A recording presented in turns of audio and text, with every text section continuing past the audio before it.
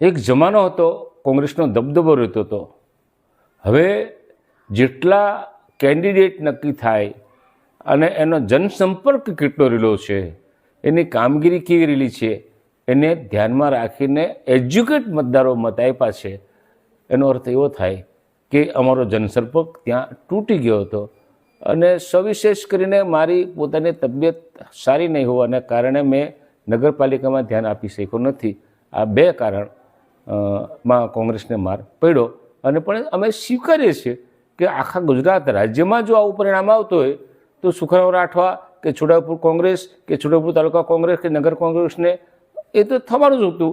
અને આ જમાનો જરા યુવાનો છે ને યુવાનોના મગજમાં કોંગ્રેસ શું છે, ભાજપ શું છે, આપ પાર્ટી શું છે, સમાજવાદી પાર્ટી શું છે, એનો નીતિ શું છે, એના નિયમો શું છે, કઈ કામ કરવાની પદ્ધતિ છે, એ સમજતા નથી.